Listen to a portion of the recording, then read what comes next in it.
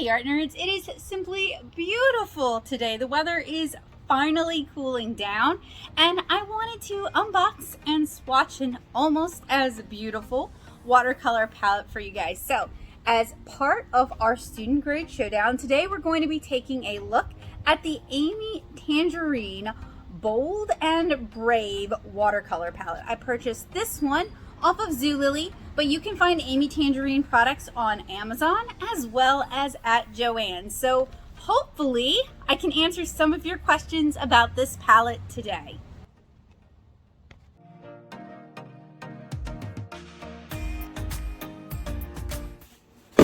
Hey y'all, something came in today from an unlikely source. We are taking a look at a watercolor set from Zulily. Now, if you're not familiar with Zulily, Zulily is, let me put it this way, it is my mom's favorite site. It is like TJ Maxx or Marshall's for internet, but not necessarily for internet things. So the sort of things you generally might see at a Tuesday morning or a Marshall's or a TJ Maxx, you're probably going to see it on Zulily. There are a few exceptions, like sometimes they have like a Tom's sale.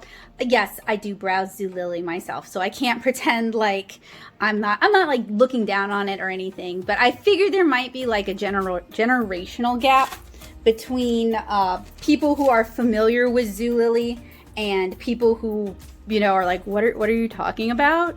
So I just wanted to explain that. But basically, Zulily frequently has art. I say that, and they do have art supplies, but the majority of what they have is the same kind of stuff you could find on Amazon very easily.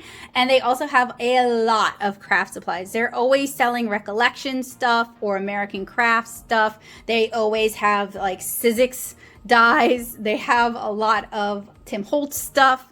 So they are also, they're supposed to be a sale site, but I find their prices aren't necessarily any better or any lower than just, you know, Amazon or Dick Blick. So I don't normally buy art supplies from Zulily because I find them to be kind of expensive. But there are times like today's review with this Amy Tangerine Brave and Bold watercolor set that has been in and out and in and out of my cart for literally like 2 years now. There are exceptions because these are the sort of things that tend to be marked up when they're sold online, and I have never seen them in person. So this is the sort of thing that if, say, your Michaels had it, if you went in with like a 50% off coupon, it might be a good deal. So that's basically what I use Zulily for, is like stuff that I don't normally see in person because, as I have said a million times, I live in Southeast Louisiana. We don't get everything that people who live near major cities like San Francisco or New York or Houston might get, or Atlanta. So that kind of explains why I have a package from Zulily that I am sharing with you guys today. So we're going to take a look at the Brave and Bold Amy Tangerine set. And this set comes in two different colorways. It comes in a blue case. It comes in this pink case. This is part of our student grade showdown, but I also figured I like the case style. That's why it's been in and out of my cart for 2 years, is I like the case style. So I figured that if I don't like the watercolors inside, I can gut it and use it for something else. Inside of the Zulily mailer box, it was pretty light, it was pretty lean. There wasn't even the paper that you use to kind of take up space. Normally I'd give that to Basil or Bowie or Dax, but not even that. Even the receipt is very lean. It literally just says watercolor set one size, and it's got the SKU. There's an invite credit, so you know, if you guys feel like doing Zulily, you can use my code and you can save 15 bucks. I really do not care one way or the other if you do, because that 15 bucks is probably the difference between buying the product at TJ Maxx and getting it on Zulily. So, you know, your mileage may vary, but it doesn't even have the price of the watercolor set. And I have complained about that in some of my other unboxings, is I really don't like when the receipt, if I didn't mark that it was a gift, I don't like when the receipt is not price inclusive, because that makes it harder for me to do my bookkeeping. Then I have to go digging through my emails. So I will go grab the price for you guys and I'll be right back. I had to do some digging to find the price because their emails to me about this product and its shipping didn't include the price. Why? Anyway, I paid $21.03, and those funds came from my patrons on Patreon. Their support of this channel enables me to buy these kind of products that I can review them for you guys. So if you find this review to be helpful, useful, and informative, and you've got a couple bucks to spare each month, it would really mean a lot to me if you would consider joining me over on Patreon at patreon.com/natosoup. Not only do you get the warm and fuzzy feeling of knowing that you're helping to support online art education from tutorials to reviews, but I also share early access to as many of my videos as I can, so they get it first. And I also share access to my class materials, so the materials that I make for the in-person classes that I teach. That's something that I don't necessarily share online. I don't necessarily make publicly available. My wonderful patrons get access to my presentations, printables, and templates, and they also get line arts from me for illustrations that I'm working on that they can print out and color at home. So it kind of doesn't really matter where you fit on this art journey, whether you're an artist who wants to further support art education so that others can follow in your footsteps and so that more people can understand just how much work, labor, and sacrifice goes into being an artist. I feel like the more people know that, the more they'll be willing to spend money to support the arts. Or maybe you are a parent or a teacher and you're disappointed that your schools cut funding to the arts and your kids are turning to online resources to find that support that they need. Or you want to further your own art journey and you want access to the sort of materials that I create because you find what I do to be accessible and helpful. Or you just like to color and you want some cute coloring pages and some tutorials where you can color along. I feel like I try to hit all those bases over on the Patreon to make it as rewarding an experience for you guys as possible. And of course, not everybody can afford to support a patron or a Patreon, and I totally understand that times are tough and inflation is hard on all of us. So it would still really mean a lot to me if you guys would check out my art, and you can find where you can see more of what I do here.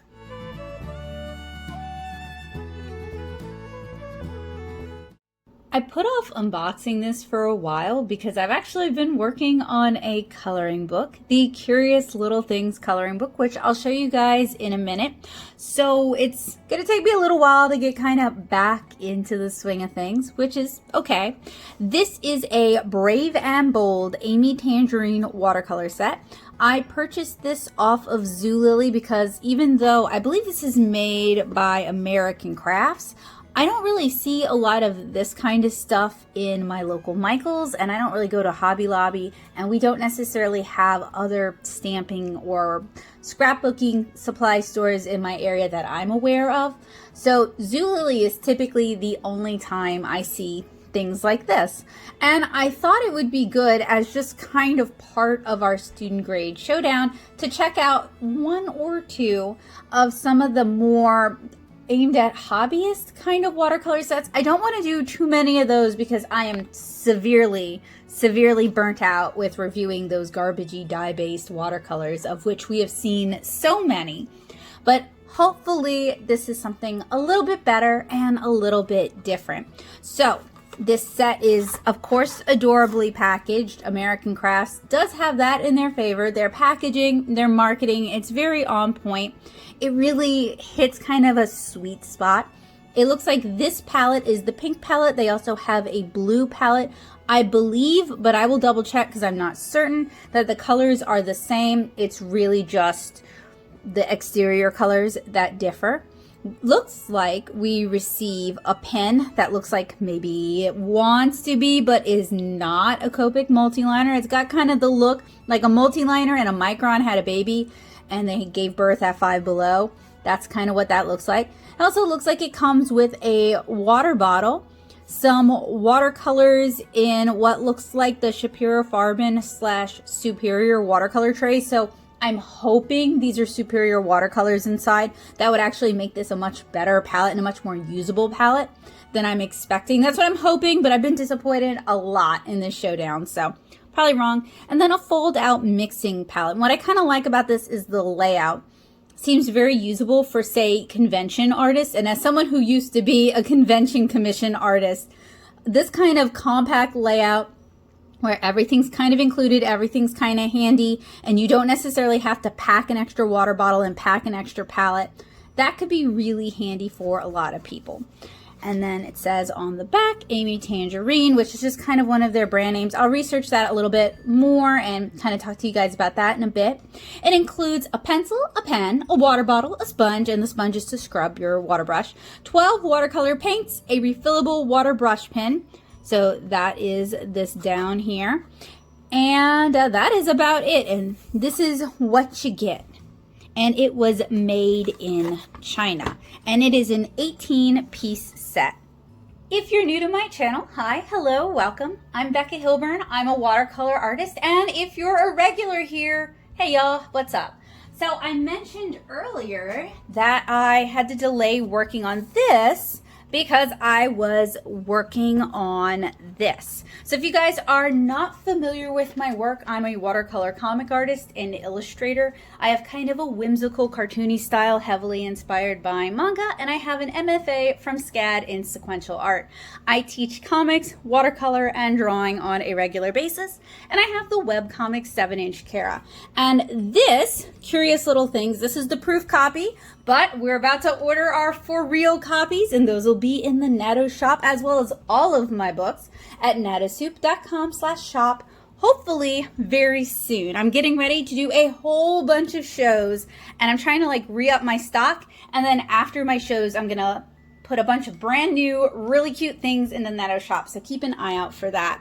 But this is our first coloring book. I've released coloring pages and printables to my patrons for a long time, just about as long as I've had a Patreon, basically. It's one of the perks that I like to share with them because I love the idea of us coloring together or working on something together. So I try to have the line arts out to my partners before I have the finished video out and available. And basically, Curious Little Things is selected illustrations from Lilliputian Living, which is my yearly inked art plus world building project that I've been working on for almost 7 years now. Started in 2017, so I lied, 5 years. No, because I had 4 years, and then last year was the 5th year. This year's going to be the 6th year. Math and time, how do they work? So Curious Little Things is a selection of some of my favorite illustrations, because people have asked me when I was going to turn Lilliputian Living into a coloring book. And it's also got a bunch of never before shared illustrations. So these are not in Lilliputian Living, these are actually from last year. So I am so excited to be able to collaborate with you guys. We can color these together. I've got a bunch of tutorials, watercolor tutorials, and there's instructions in the book on how to print these, as well as a link where you can download the full res scans so that you are printing with the same quality that I'm printing with. So it's really cool. I love the idea of us like working on the same kind of art together, and hopefully you guys will tag me if you decide to color along. The necessities of doing Lilliputian Living as a yearly, so it's an inked prompt challenge all through the month of October. I work with my own prompts, and it's a world building thing for 7-inch Kara, so it kind of develops and explores the Lilliputian world. So for every day in October, I generate an inked illustration, start to finish. Usually I share it on social media.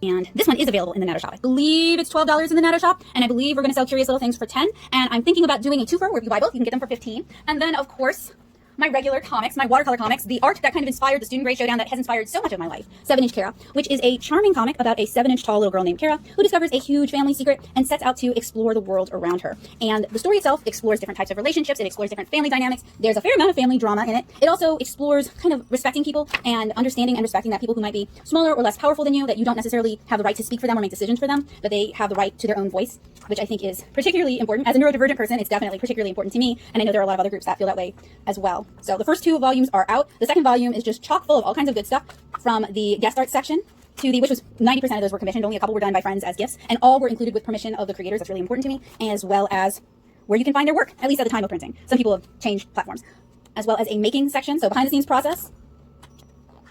So yeah, you can find 3 of these books, at least at time of recording, in the Natto shop at nattosoup.com/shop. But maybe by the time this video is live, Curious Little Things will be available as well. So I hope you guys will check all of those out. So let's go ahead and get to unboxing our Brave and Bold Amy Tangerine watercolor set.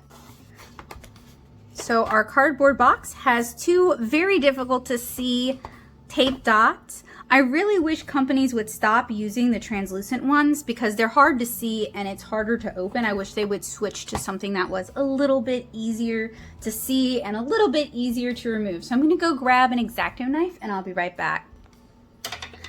Couldn't find an X-Acto knife, so I had to grab a pair of scissors, and this is so tight on here I don't know if a pair of scissors will really cut it. Those are surprisingly difficult to cut. I don't know why they need two, because the bottom has one. You really just need enough to keep it closed. But let's see what we have inside. So I would not call this pocket size, because anyone who's worn women's jeans, and I literally mean jeans produced the way women's jeans are produced, basically with no pockets, knows this isn't going in anybody's pocket. Maybe big cargo pants, but this is more of a purse size. It's actually the same size as like a sunglasses case. So it's not super tiny, but I do have some other travel watercolor sets that I'll be interested in comparing this to. And the packaging was simple. It was just the box and this, so not a lot of anything.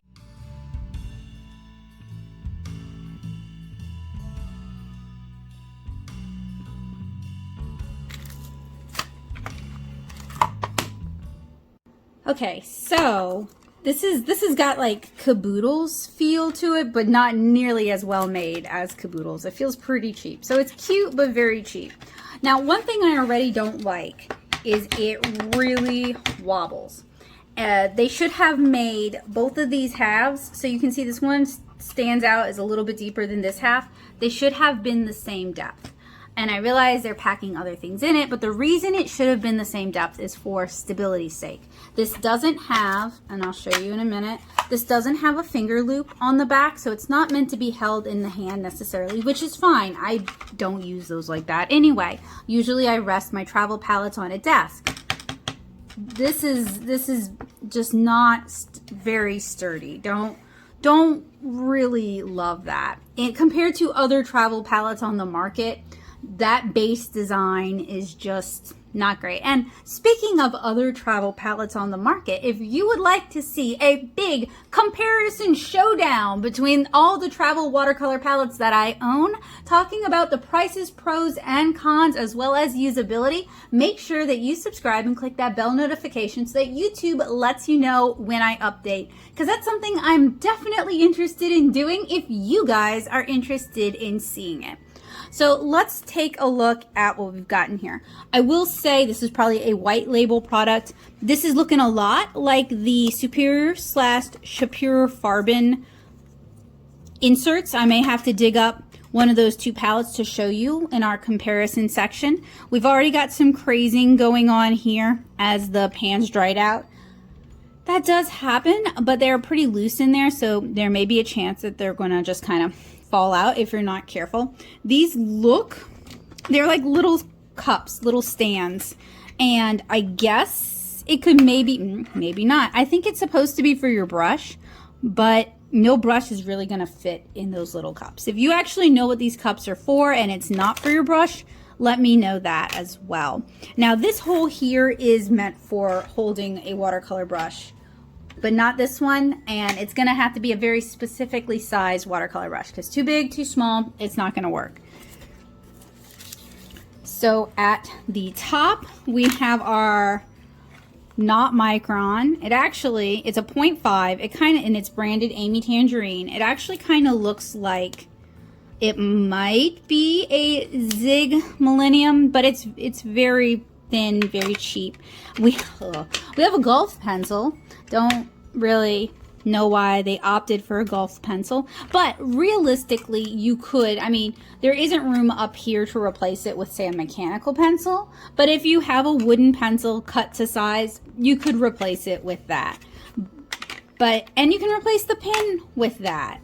We also have our water container, and it looks like it's just a dropper, which actually works really well for something this size. Now, I have to tell you guys, even though I love like happy planner stuff, I find the twee messages personally just a little saccharine. So I'm gonna remove that. And if I decide to keep this set, I'll probably just put a sticker of my own on there or something. But I'm not like a big, I don't need messages of affirmation from a watercolor set. Need messages of affirmation from you guys, come on. So that fits in pretty neatly. And then we have our sponge. This is really just to kind of wash off our water brush. I honestly never have a lot of luck with the sponges. I've talked about that in some of my other reviews. It's a easy inclusion. It's a very cheap inclusion, but I don't really find it very effective. I find a piece of paper towel or even like a piece of terry cloth works better for that. We have our standard, slightly smaller water brush. Doesn't hold a lot. It also doesn't come with the cap that a lot of the nicer ones come with, where you can store them separately so that you have your water and then you have your brush.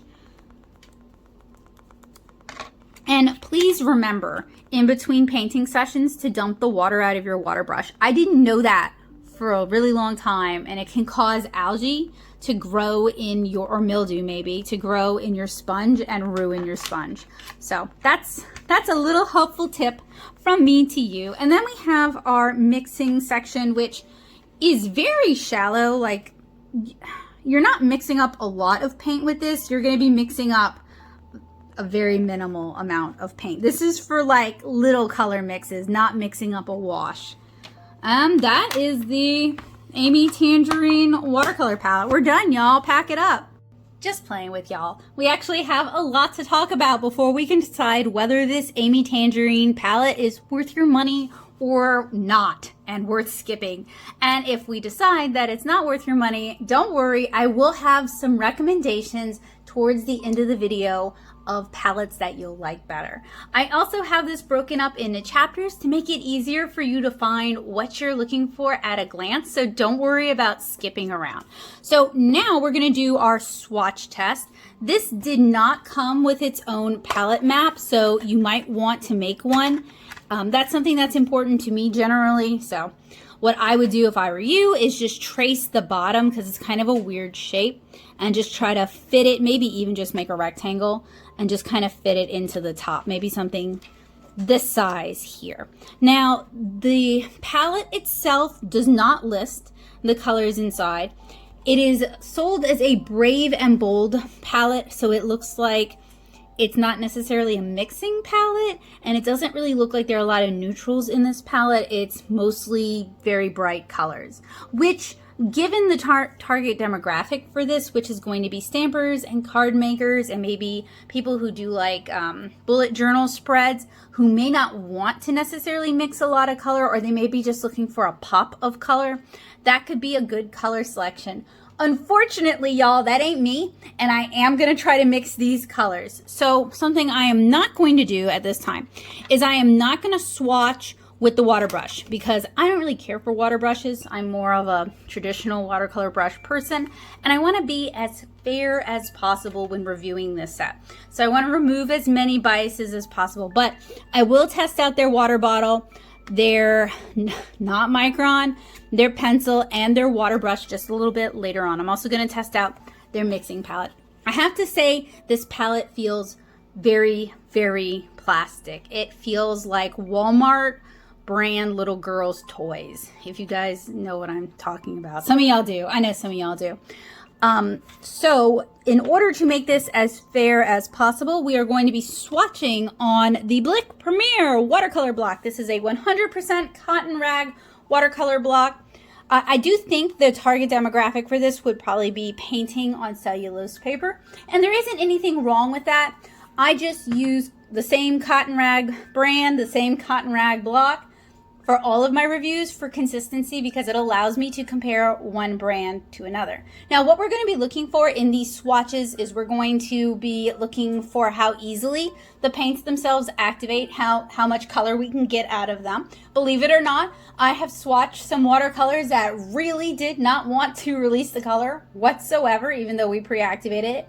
We're going to be looking to see if these are cheaper dye-based colors or if they're pigment colors. I do kind of think these are superior watercolors rebranded, in which case the paints themselves should actually be pretty good for what they are. So cross your fingers for me. That's what I'm hoping for. We're here on an adventure. I've been disappointed before, but this is a journey that we take together. We're also going to be looking at granulation. We want to see some granulation in some colors, but not everything totally uniform. We want to see opacity. We want to see some opacity, because if they're using pigments, different pigments are going to have different granulating and different opacity properties. So we do actually want to see that. We want to see how well the colors wash out and form a gradiated wash. The colors shouldn't just rush to fill the whole area. There should be some development of color. After it dries, we're going to do a lift test to see how easily the colors lift. We're also going to be looking for the inclusion of optical brighteners, which make the colors look very pretty in the half pan, but may affect how well these work and how well they mix and how well they layer. And that's just our swatch test. We're going to also do a mixing test after that, where we mix our colors, and then we're going to do our wet into wet test, which is really going to tell us how well these handle when you add a whole bunch of water to them. I find that a lot of cheaper watercolors really reveal their nasty secrets when you do the wet into wet test.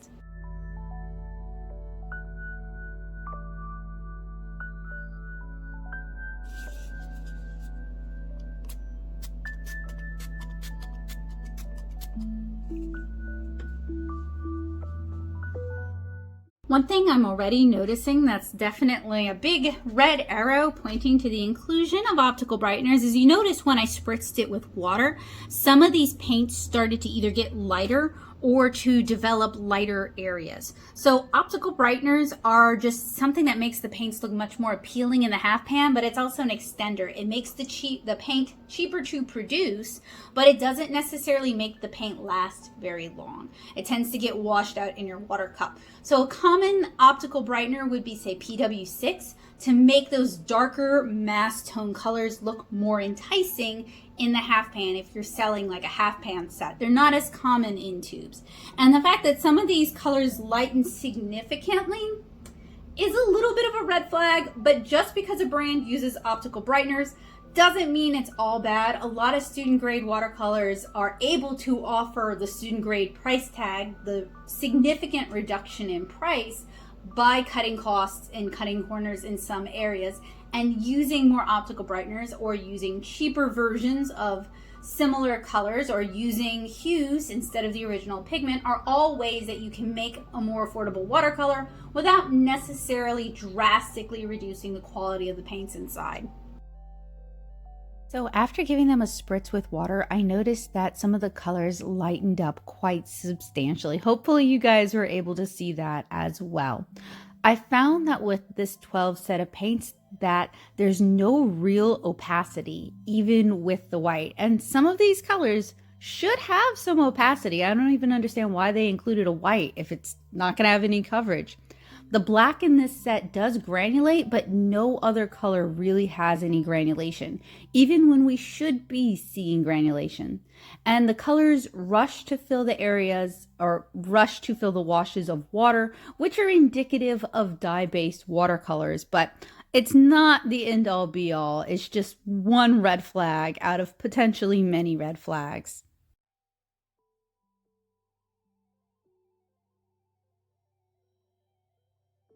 The box doesn't list the colors, and I'm going to go with generic color names rather than specific color names because I don't necessarily think this set is using specific pigments. We have a white, we have a warm yellow, we have an orange, we have a kind of middle of the road red. It's not really a cool red or scarlet.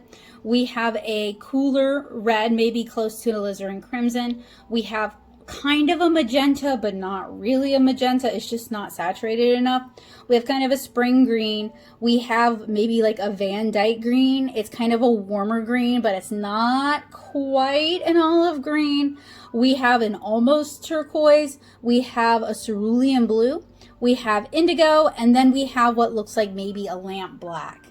One thing I noticed while swatching these is that with a lot of these colors, the color rushed to fill the area, which is usually, I have found with all my reviewing of inexpensive watercolors, indicative that these might be dye-based, but that's not necessarily 100%. So we're gonna have to keep testing to figure it out, but I'm kind of thinking these might be dye-based. Now, what makes me think maybe I'm wrong is there's a good amount of grit to the black, and some of these colors seem like they might have some granulation.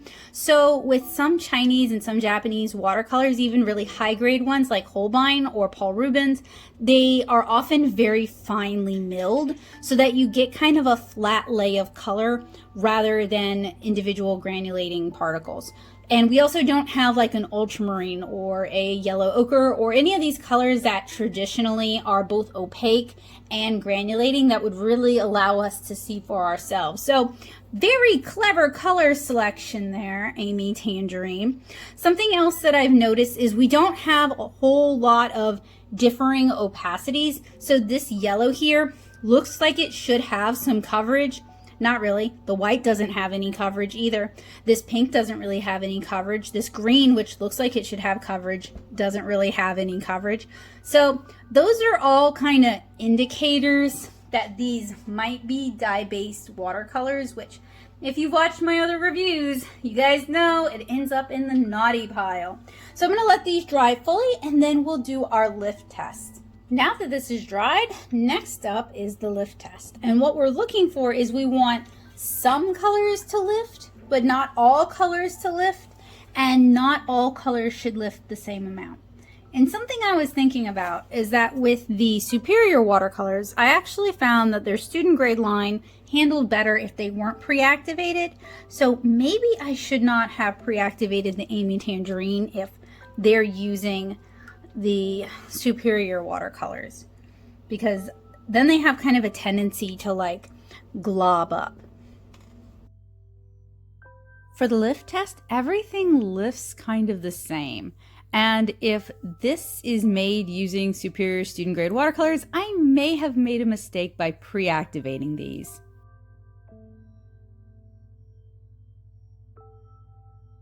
Unfortunately, it looks like all the colors are lifting kind of the same amount. And again, that could have been maybe they were globbed up on the paper. It's definitely going to be something that I keep an eye out as we progress. So next we're going to do our color mixing. Since I don't have kind of a straightforward mixing palette here for the optical test, I'm just going to, in fact for all of it, I'm just going to try to mix likely looking colors and just see what we're able to achieve. So I'm not quite going about it as straightforward as I would with like a designated mixing palette that has our cool yellow, our warm yellow, our cool red, our warm red, our cool blue, our warm blue, our like those colors. We have kind of an unusual mix. This is more similar to the Van Gogh Watercolor Snacks palette that we took a look at. So I guess I'm gonna kind of approach it in that way. Since this wasn't designed to be a mixing palette, it's a little bit harder to select our primary colors for mixing.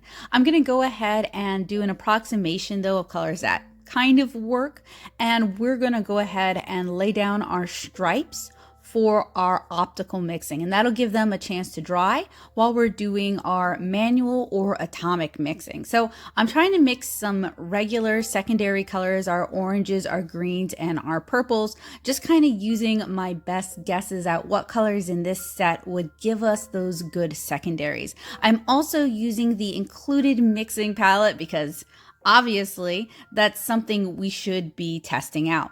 I noticed that these seem to get used up kind of fast. I did not pre-activate them this time, which allowed for better color control. I can mix some decent colors, especially like misty purples, but I think we'd be better served by not including the white because it's basically transparent, and including a burnt sienna instead. If you buy this set, you may want to sub that out.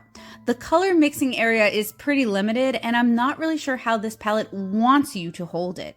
The colors go down like they should have some granulation, but they dry relatively uniformly. The pink is the most interesting color here, and you can glaze colors on top of one another, so this does work somewhat for optical mixing.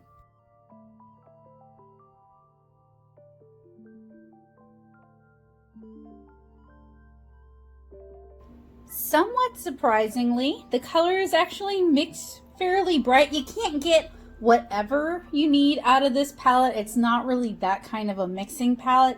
And the white is basically useless.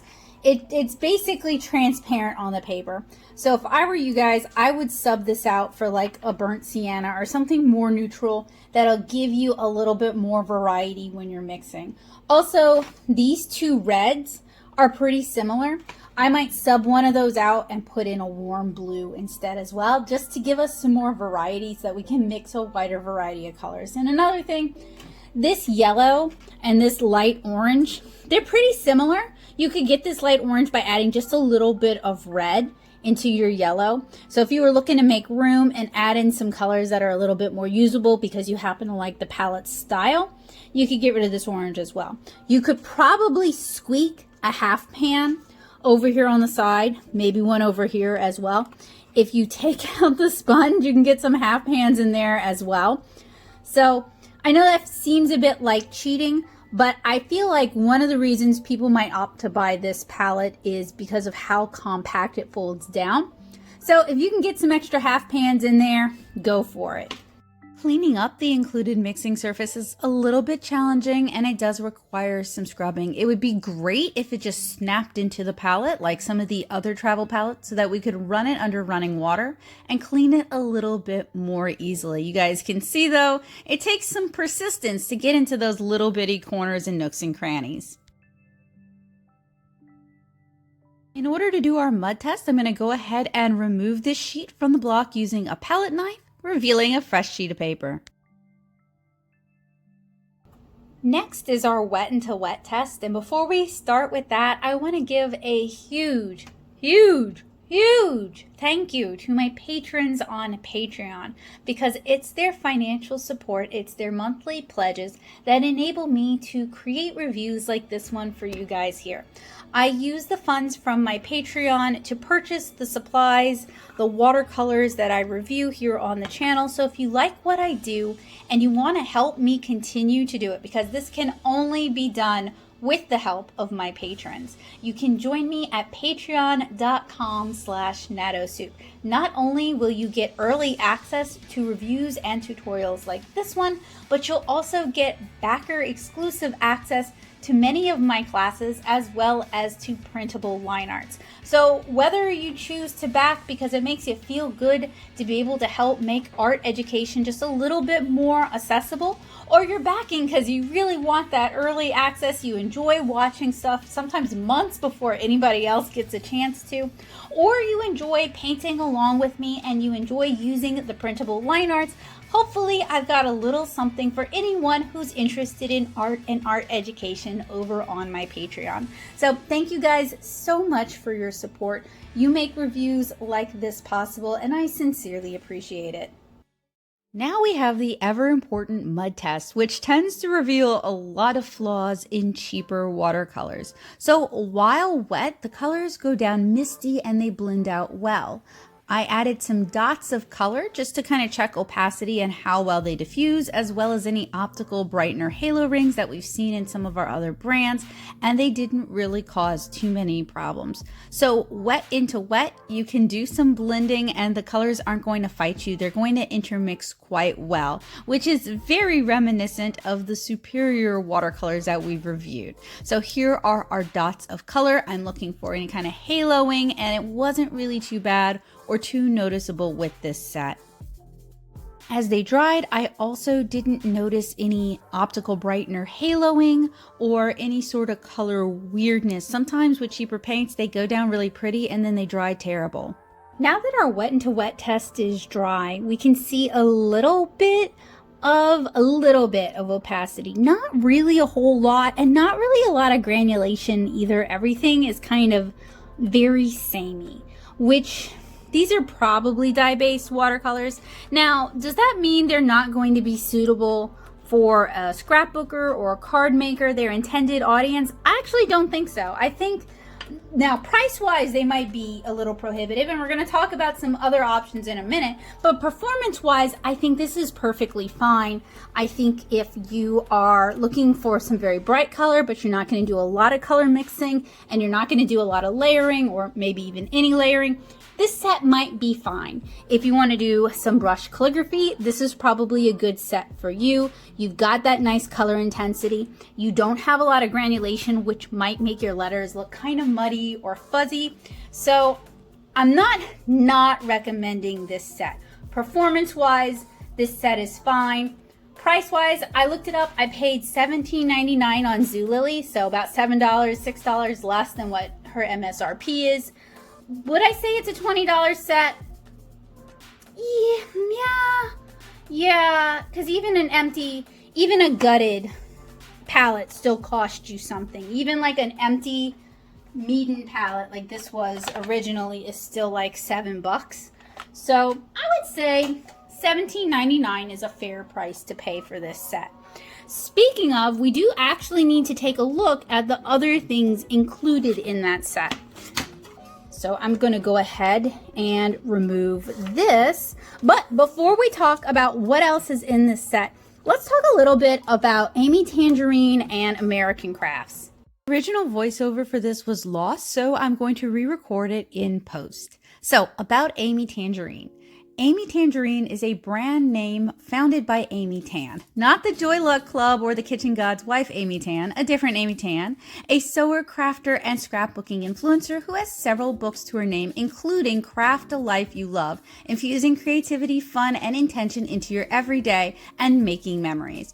Her design is colorful, clean, and graphic, leaning more towards simple shapes and word art.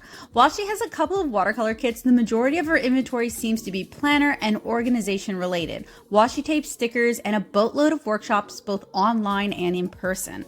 I will have links to her work if you're interested down in the description below, but her website is amytangerine.com, and she also has a YouTube channel. If you search Amy Tangerine, it should quickly bring her up.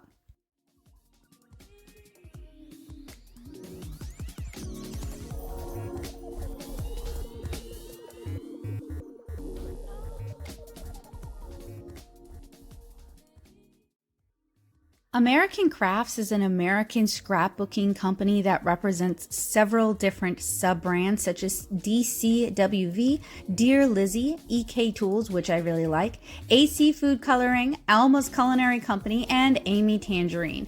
They mainly sell scrapbooking, card making, and planner supplies. They also sell papers, washi tape, and stickers.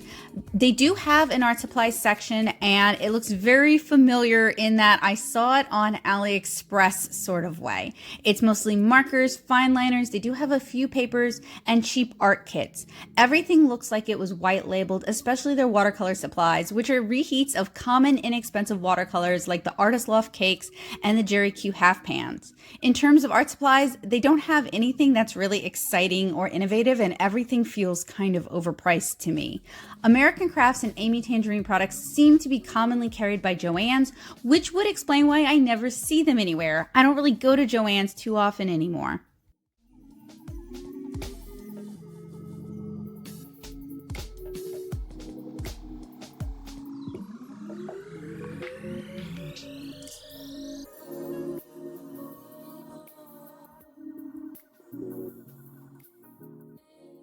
Now we can actually kind of talk about the accessories in this set. So we have the water brush, which has some sizing in it. You're going to want to rinse that out first. This is a very common, inexpensive water brush design. I've seen several brands offer it, and this cap doesn't really want to post for me. It's a font, it's fine. It's not my favorite. My favorite would be the Niji ones. Those are kind of expensive. Kuretake also makes good ones. These are fine though. And they actually twist off right to left. Sometimes when I buy watercolor sets and they're manufactured in Asia, they twist the other way, and I always just have to remember that. There's nothing wrong with that. It's just, you know, muscle memory. So I'm going to wash out the sizing and fill this. I also want to take a look at the water bottle. I actually kind of like this water bottle, and I might poach it because it's just a little dropper bottle. So it should be, wait, are you serious? Are you, okay, is not a dropper bottle because mine, the tip was never pierced. So that's a quality control issue right there. So I could cut the tip off. I could pierce it. I'm probably going to pierce it because I like the controlled drip action of it. I think it'll allow you, given the size of this palette down here and how little water it will really hold, control is better. But it's just a inexpensive little dripper bottle. I actually have one of the Cotman sets that I want to review. Frugal Crafter was talking about these when they were on sale, and I got one. So I think I paid around $20 for this as well. So I really look forward to being able to compare a bunch of these travel palettes for you guys so that we can figure out which one is really worth your money. So I'm going to set these aside for a moment, and we're going to take a look at the pencil. It is a very inexpensive golf style pencil. It's labeled HB, but HB is like the most common lead type. It's not a bad lead type. It's actually pretty good for watercolor. I use H for Cara pages just because it's less likely to smudge and smear, but HB is fine as well. But I wouldn't say this is like particularly nice pencil or particularly well manufactured pencil. It's just like a cheap throw-in pencil. And then we have their Amy Tangerine fine liner. It is a felt tip fine liner with a metal casing, so very similar to, let me see if I have any handy, any microns or anything like that. So here's a micron of the same size, so similar in terms of, we have this feels cheap. This feels like something from Five Below. Pretty similar up here. Hopefully you guys can, let me see if I can focus it. Yeah, I used to review a lot of like felt tip pens and a lot of brush pens over on the blog. And as somebody who inks most of my work, but not all of my work, you know, you start to have favorites and you start to know which ones are going to give you what you want. So what I like about Micron, I don't like these microns like super much. I like them for sketching, but I don't usually ink with them because I like the flexibility that the Pigma FBs, their brush pens, have. But what's nice about Micron is the Pigma ink, which is a pigment-based ink. So it is waterproof and alcohol marker proof. It's also archival. We don't really know anything about this. So what I want to do, we're going to use a third sheet of paper today, is I'm going to, it writes okay. It goes down on the cotton rag paper pretty nicely.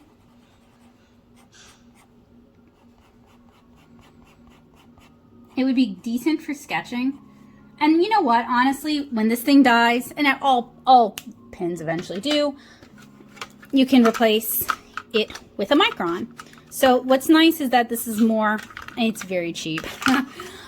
It'll fit in, not like perfectly, not super snug. You can kind of squeak it so that it's more snug though. How snug is this? That's pretty snug. But this has a little bit of give to it. So we're gonna see if this is waterproof. We're also going to test out their water bottle and we're gonna test out their water brush.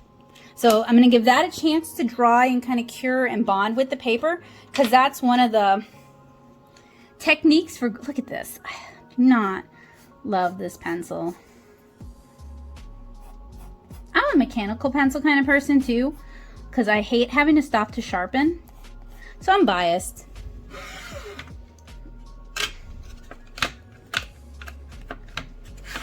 Still don't think that's for a brush, but so this is a quill. See how far down? This is a pretty large quill too. Also, this set just isn't super comfortable for painting like this. So this is only really useful. I know I'm not doing a great job showing you guys. It's only useful if you're holding this, because if it's sitting, it's not going to go far down enough. So other than maybe like using this to like pry open the thing, I don't really get what that's here for.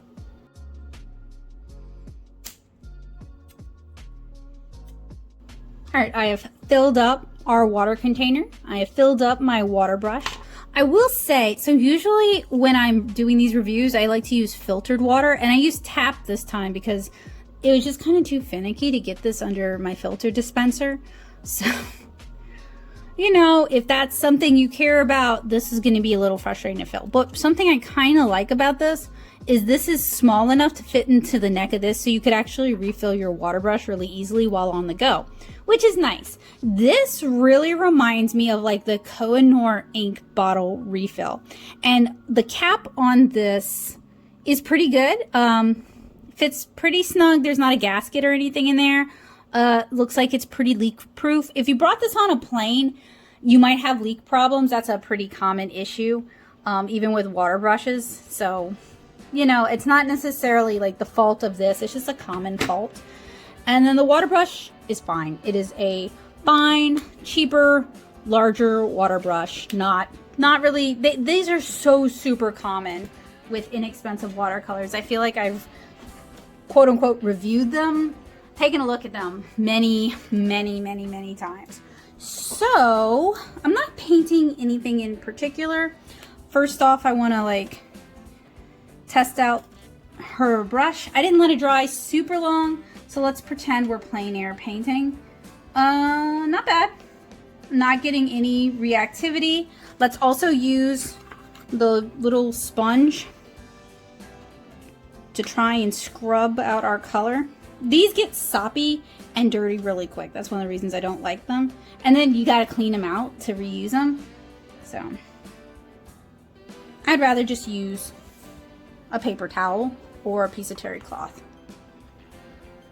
I find also with these sponges, I end up using up a lot of water just to clean my water brush.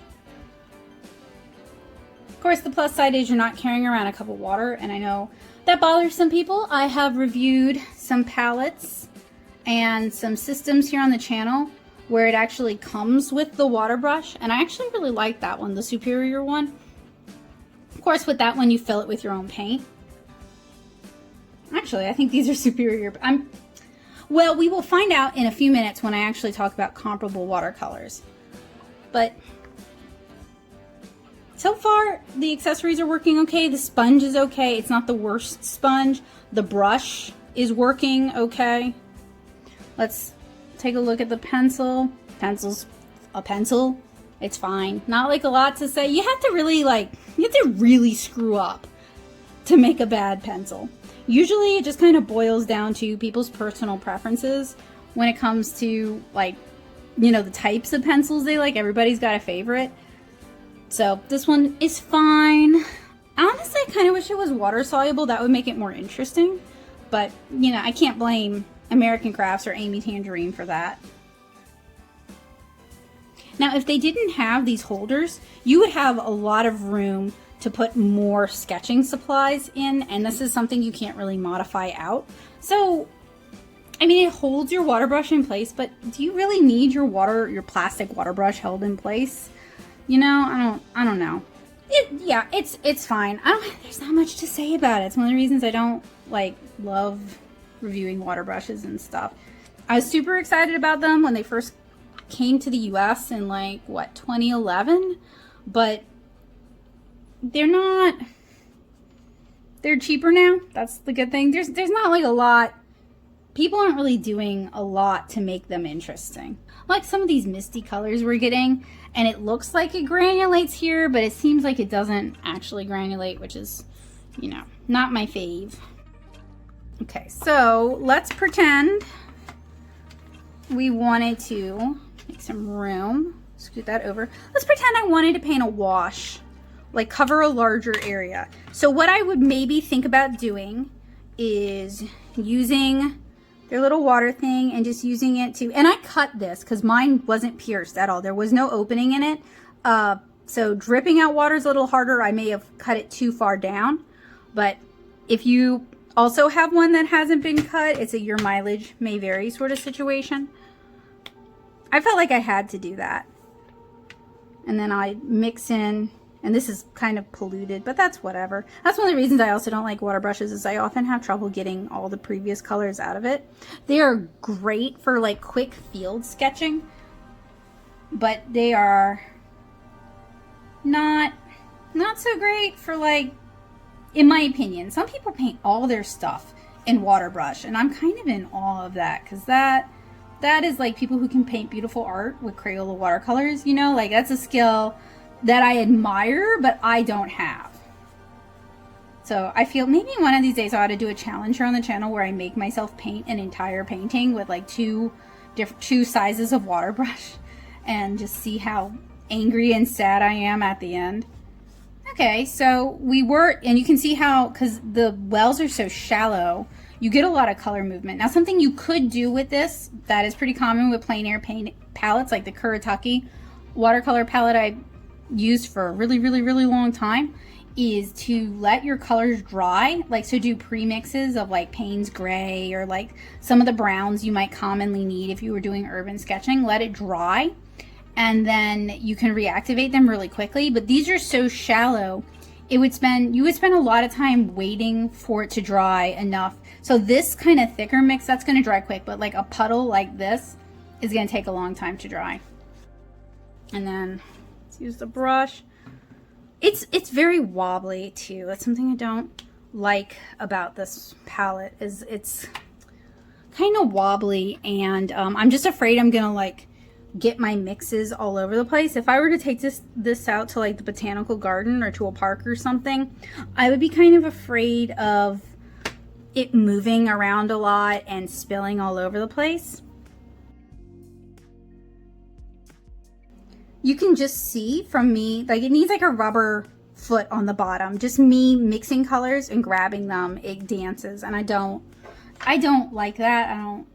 That's not it's not a good thing. So even for like at home use, I think adding like a rubber footy to it, or a gasket or something, just some grips so it's not scooting all over the place would be good. Even if it just leveled out these two halves, that would be really helpful. I say this, but I know American Crafts and Amy Tangerine are unlikely. I would love it if I was wrong, but they're unlikely to go back and retool this product, taking my suggestions in mind. So, you know, that's something, if you bought this, and I think I have a couple friends who have this palette, that's options that you guys could do. I guess I also want to point out that when I'm critiquing these kinds of things, I'm never critiquing the people who've bought them or do buy them. I'm critiquing the company and how they were manufactured. So this is never meant to be, so I'm just creating a wash of water just by squeezing the water brush. And one of the problems with this is it will sometimes suck up some of that color into the sponge and pollute. So you want to like remove your brush from the pool. So if it's sucking it up, at least it's only sucking up what's in the bristles, not what's in the pool of water itself. Kind of lost track of thought. It's not ever meant to be a critique of the consumer. It's meant to be a critique of the company, and just trying to help people find art supplies, especially watercolor supplies or markers that they'll like. And these can be so price prohibitive. It's often a reason why people never give traditional media a try, is because it's much more expensive than digital art at this point, because you can get some decent cheap tablets and then you have infinite color and infinite paper. So I want to help people find art supplies that they'll like, and sometimes cheap is not always best. I will give it partial credit for being in a pretty color palette, but everything in it is fine, but it's like just fine. It's not like this is great. I can really tell that Amy Tan put a lot of care into selecting this. This is something I think she should be proud of. It's nothing like that, you know. It's like, okay, this is another brand deal where an art influencer slaps their name on a product, and it doesn't necessarily feel to me like a lot of that person's personality, that person's preferences really went into the process. And to me, if you're going to do a branded name deal, that should be really important. That it reflects, because it's your name attached to it. I mean, this is always pie in the sky, because I am such a tiny YouTuber, and I have been for years. No one's ever going to approach me with a deal.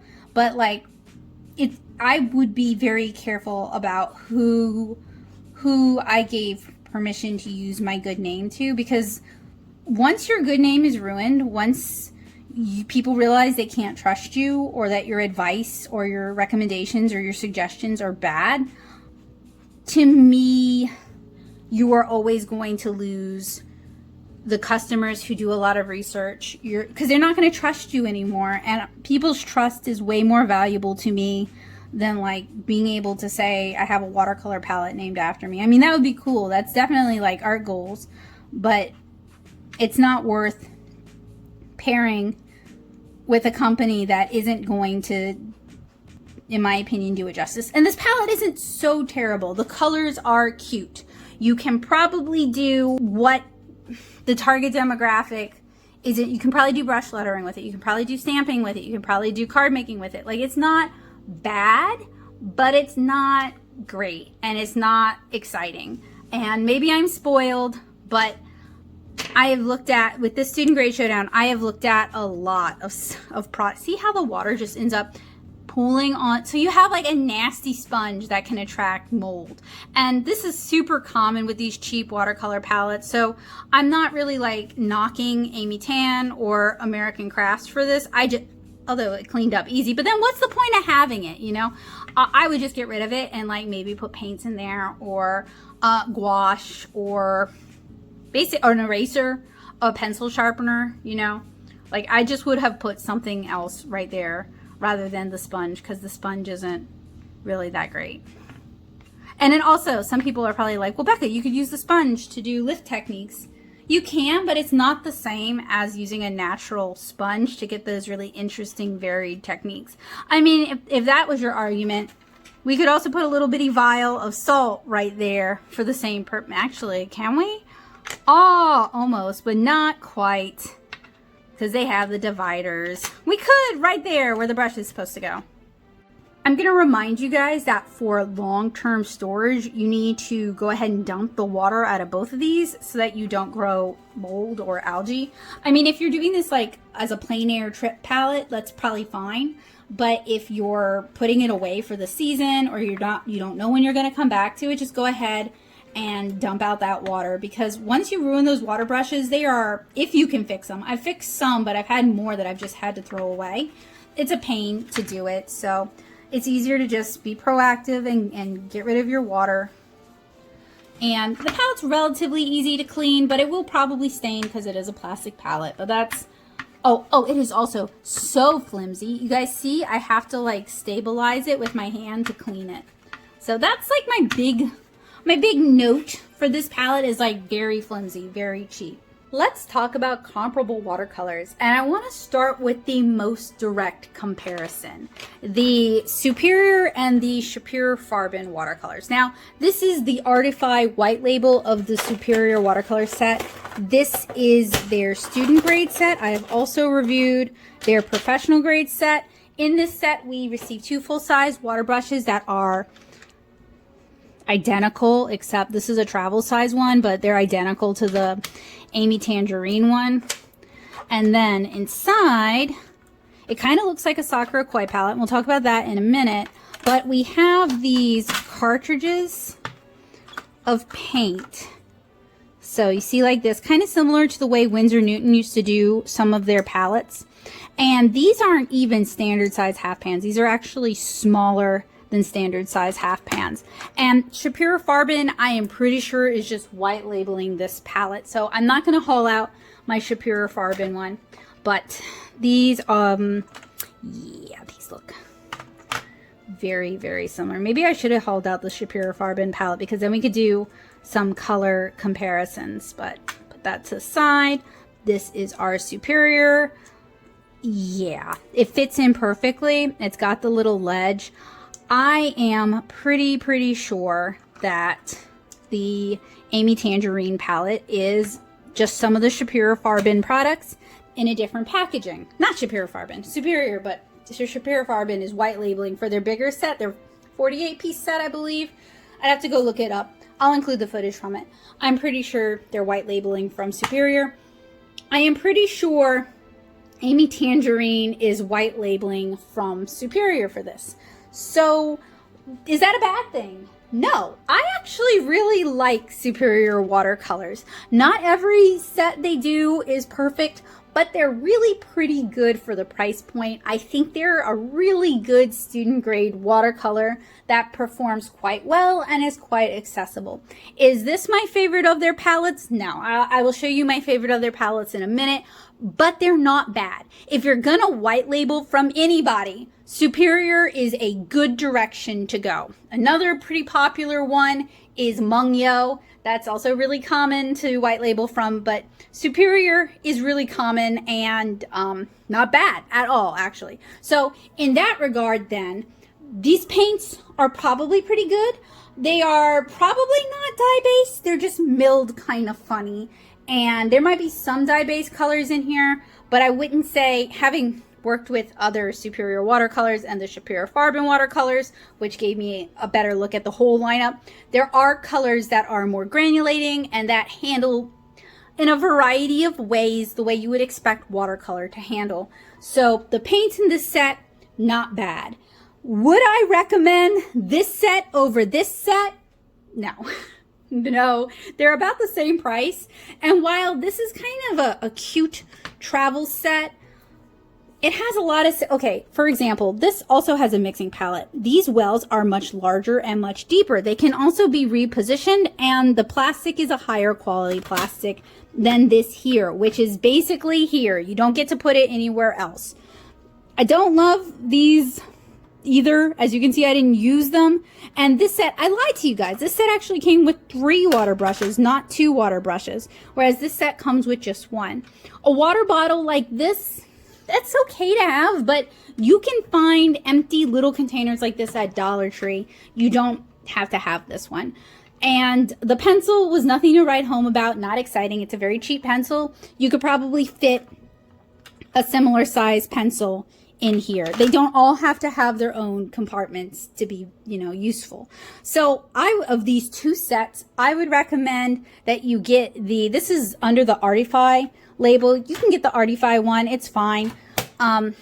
You can get the Shapiro Farben if you want. It's a larger set with more colors that I think you guys, if you like these bright colors, you'll probably like the Shapiro Farben set. And the 48 set. Get the bigger set. Don't get their smaller set, because I think their smaller set is white labeled from Mungyo. And while Mungyo is fine, it doesn't handle the same as Superior. So if you're looking for like how these handle, but in a larger color range, get the larger Shapiro Farben set. And this is the closest comp, because I am pretty sure these are Superior watercolors, just white labeled and repackaged into something cute that would appeal to the Amy Tan / Amy Tangerine demographic. Expanding on that, we have my favorite Superior watercolors. These are ridiculous, but I love them, and I fell in love with them when doing the field test for these. This is what I call their folding screen palette. It's kind of a Gensai style palette in terms of your color selection. This is the 58 color set, but they do come in other configurations, other palette styles, other set amounts. This is just my favorite. I like the colors in this set. Normally, I like how this set opens, but it's been a little bit since I've actually pulled this set out, so it's being a little bit weird. There we go. And as you guys can see, something I love about this set, of the Superior sets that I've reviewed that have a similar chiclet format, and I've reviewed a few of them, this one, you can reposition your colors. So if you wanted to kind of rearrange how your palette is laid out, just based on maybe like skin tones and then hair colors or whatever, how you like to paint, you can do that with this set. And with some of the other chiclet style Superior sets, you can't do that. But I really happen to like this set. If you are looking for some of the fun, pretty, poppy colors that you would get in the Amy Tangerine set, this set will have it. It's a bit more expensive. The price kind of varies. I'd say it's under $30. I will check Amazon and get back to you guys in the description down below. I always put everything in the description, including show notes and where you can buy these things. And if it is an affiliate link from Amazon, I actually see a little bit of money from that. Anywhere else, I don't see any money at all. So if you are going to buy these supplies and you are going to buy them from Amazon, please consider using my affiliate link. But I'll double check the prices and get back to you guys with this. But I like this palette a lot. It's goofy. It takes up a lot of space. Even though it's got a thumb ring on the back, it is not stable enough for plein air. And you have to wait till it's fully dry. No palette is 100% perfect, but I like this one a lot. And I think you would probably like this palette if you like this palette. No, it doesn't come with the water brush, although their folding fan palette does. And their folding fan palette is the same paints, just in a different format. But So this is actually my favorite Superior palette. It's just, I like the colors. I like how they handle. I like the granulation. When I was doing the field test, I literally forgot I was field testing this and just had fun painting, which is the highest praise I can typically give. But this set isn't bad. And if you watch my Superior Farben field test, it'll give you an idea for how these handle just in a different palette amount. And these are probably, if these are actually the Superior watercolors, same thing goes for these, probably like that. Color-wise, I think this set is very similar to the Van Gogh Pocket Box, the watercolor set exclusive, which this set is actually very similar to a different Van Gogh palette that I talk about in this one's review. This is a neat little palette, but I do think the Van Gogh watercolors are overpriced for what you're getting. You guys can see just from the mass tones that the color selection in these two sets are really similar.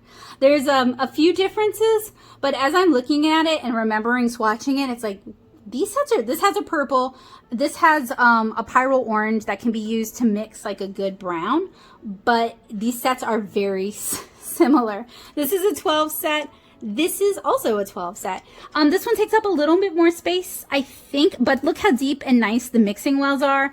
And I've kind of, the palette, the travel brush they've included, I've kind of accidentally overused the pry bar a little bit, but it has a pry bar so you can actually remove this and run it underwater and not like ruin all your paints, unlike this palette here.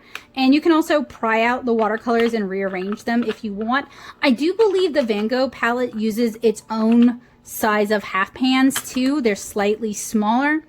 So that's kind of a downside. That's one of the things I don't like about these proprietary pan sizes is you can't swap them out with your own half pans or with paints that you prefer. You have to like pry the paint out of the half pan in order to swap it out, which I just don't like it as much. But this is a $30-something palette. If we're going by the palette that's most comparable to this, it's actually closer to $40, which I think is overpriced.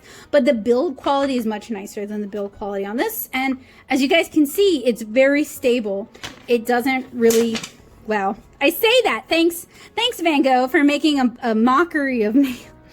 I don't know why they fell out. I don't even remember really where they were located, so I'm just gonna best guess it. You guys will yell at me in the comments, right?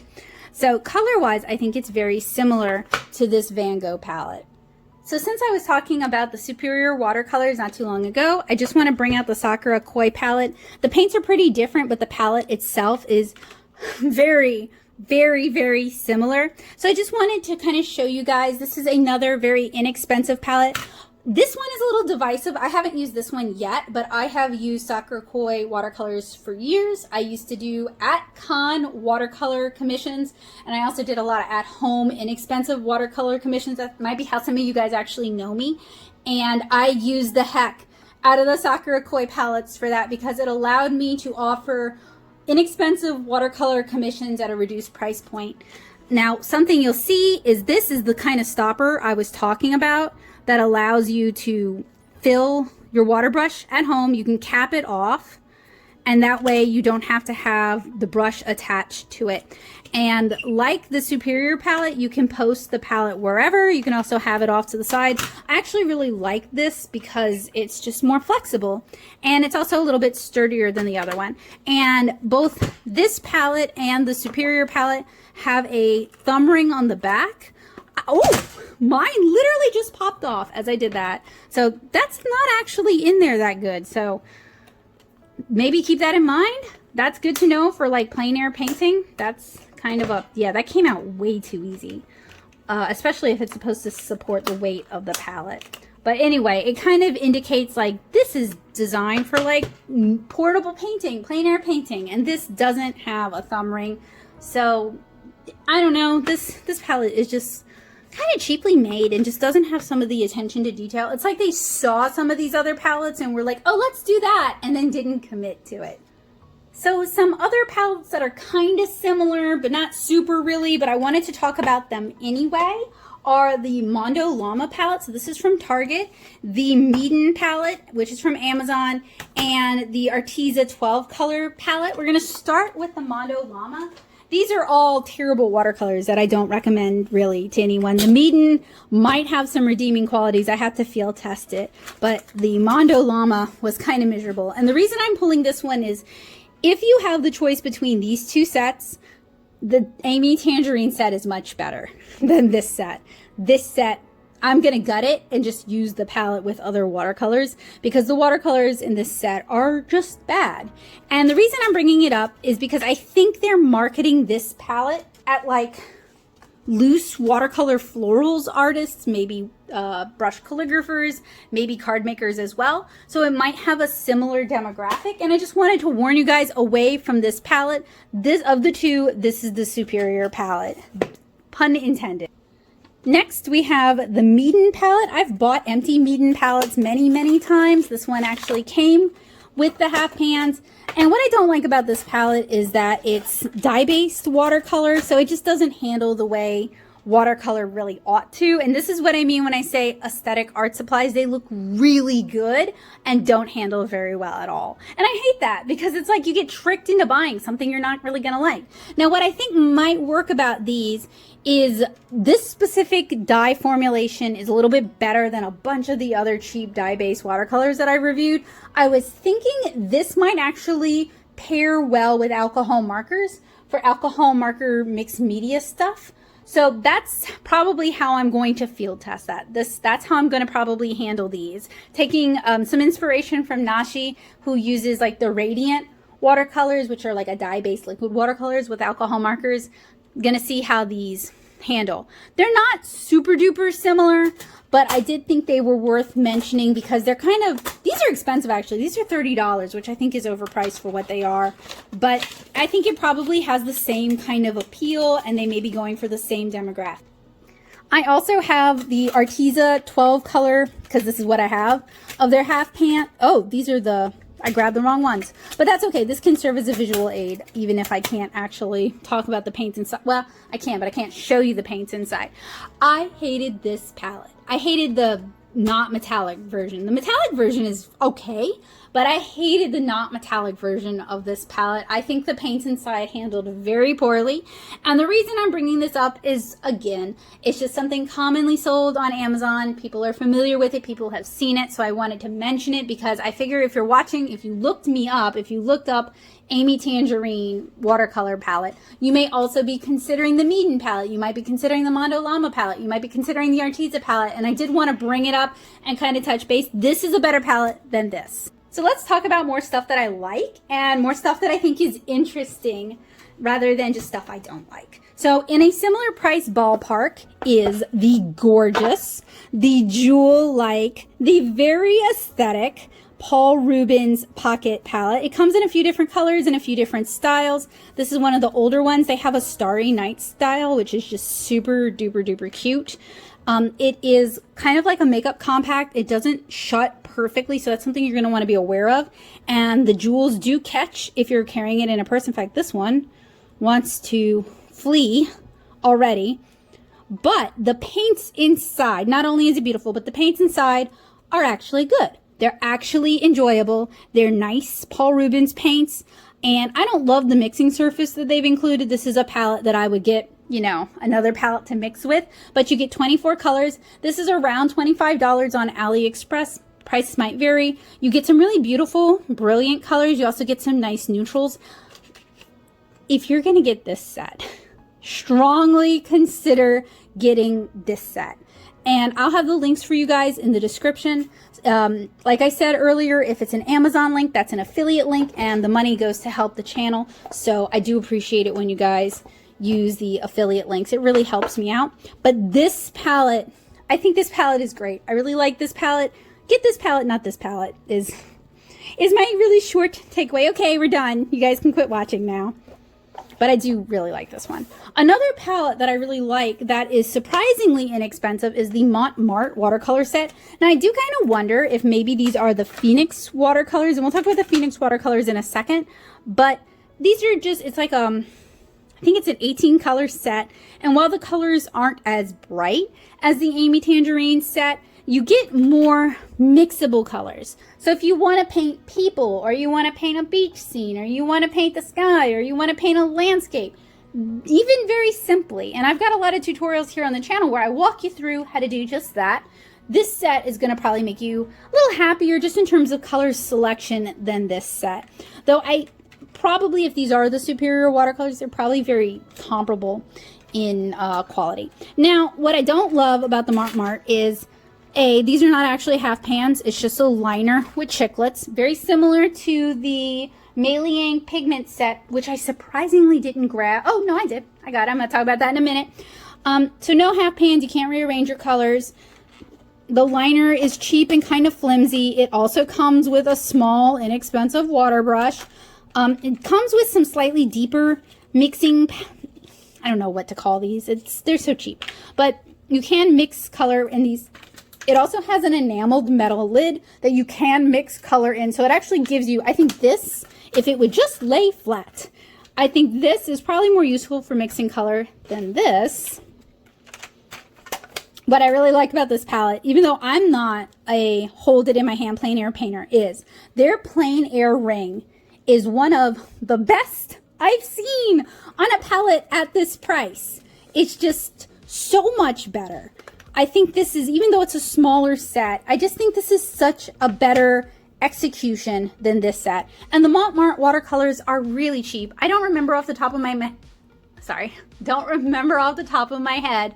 I have ADHD and my mouth often gets a little ahead of my brain, or my brain gets a little ahead of my mouth, and then I start jumbling words. Fun times. But sometimes I think that's how Shakespeare invented words, personally. But I don't remember how much I paid for this set, but I can look it up and have a link for you guys down in the description below. But this is a good little set, and I haven't had a chance to field test it yet, but I am excited to do so. I just haven't had the time. I've actually decided to try to get through most of like the unbox and swatch part of the student grade showdown and then focus on doing the field tests.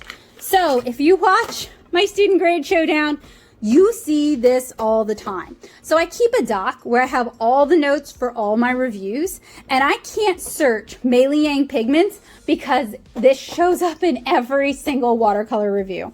So it makes it basically useless to search for this. But this is the one I always recommend. So this is the student grade line from Paul Rubens. They also have the AON and the OWIN watercolors. Those are also good. I didn't grab those because they're very comparable to these, so I didn't really see the need to pull all of them. This set, the price varies. I've seen this set as low as $16 on Amazon, but it's usually around $20 to $25. This is the 36 color set. It has some beautiful colors. The field test, when I did this, it was a joy to paint. It was another one where I forgot I was doing a field test. I forgot I was painting with student grade watercolors, and I just enjoyed painting. This is a really good set. It's got the bright colors you want. It's got the selection you want. It's even got some neutrals. This is a much more flexible set than this set. If it's between this beautiful jeweled little box and this one, it really comes down to personal preference and, you know, what you want it for and how much you want to travel and whether you want this blingy, showy box or not, because they're very comparable. They're made by the same company. This is the student grade. This is the professional grade, but they're both great. I like them both. So I would hands down recommend this palette over this palette anytime. I just like it so much better. And I like superior watercolors a lot, but everything else about this palette is just kind of like not as well thought out as I would like. And then Mungyo is the other company that everybody white labels their paints from. This is so if you guys are familiar with the Prima marketing watercolors, like the Pastel Dreams and the Decadent Pies and the Odyssey, those, I reviewed a few of them on the channel. If you're familiar with the Jane Davenport watercolors, this is who they white label a lot of their stuff from. Jane Davenport also white labels the watercolor watch looking thing from Superior, as does Jerry's Artorama. Just get it. It's cheaper to just get it from Superior. Just get it from Superior. You can get it on AliExpress. But these are okay. What I don't like about these, and I haven't field tested them quite yet, and I actually need to do a palette map for these. Usually I do that before I do the field test, is they're gritty. I don't love gritty watercolors, but they do have granulation and they do have really bright colors and they are fun to use. It is not a bad palette by any shakes. This is another one. This is their professional line. So this is Mungyo's professional line. I don't know what their student watercolors are like. I haven't reviewed them. But I used to use their pastels years ago because they were very affordable and pretty good for what they are. And I know the doll mod community used to really like their pastels as well. So I can't recommend this palette over this palette or this palette, but I will recommend it over the Amy Tangerine palette. Not necessarily though over the Superior palette, because I still haven't done the field test for this, and I did field test the Superior under its Superior Farben mask, so at least I know what I'm dealing with that. I haven't done a full field test with this palette, although I have when I did like the Prima Marketing Tropicals and Brights and the Jane Davenport Classic and Neutrals, I think. So I have played with these. But I think I might prefer the Superior just a little bit over these, but I prefer this iteration over this iteration, if that makes sense. Let's talk about the pros and cons of the Amy Tangerine Brave and Bold watercolor palette. And I want to start with the pros because I feel like I just did a lot of smack talk and I'd like to lighten the mood just a little bit. I believe, and this is a difficult thing to 100% verify, but I believe that American Crafts and Amy Tangerine is using Superior watercolors in this set. And I really like Superior watercolors. I think their student grade is a good student grade option. And I think the paints themselves are worth the cost of the paints. So it also means that if you like this style of travel palette, if you already have this set, you can pop in Superior student grade watercolors to either refill or replace some of the colors. And the kit itself is handy and it has most of what you need. It has a pencil, it has a waterproof drawing pin, which is great. It has your little water bottle so that you can refill your water brush or that you can create mixes or washes. It has a sponge that you can use to scrub your water brush. It has a water brush, and it also has a fold out mixing surface, so it's very ready to go when you're ready to go, and it folds up relatively compactly into something that's fairly easy to hold. I also think the exterior colors, either the pink set or the blue set, those of you who watch my reviews, you know I like cute art supplies. This is very cute, and I think people will come and chat with you about it because it is so cute. It's kind of accessible. And the paints in themselves can be easily rearranged to suit your own preference. And this is important because some of the sets I did mention don't allow that. They've glued the chiclets of paint into the palette, so you can't actually rearrange it. And it's an easy cartridge system. You could, if you have some of the other Superior watercolors, you could even just pop out the whole cartridge, or you can pop the paints out from the back. And they also have a little ledge on them that makes pulling them out, should make pulling the paints out a little bit easier.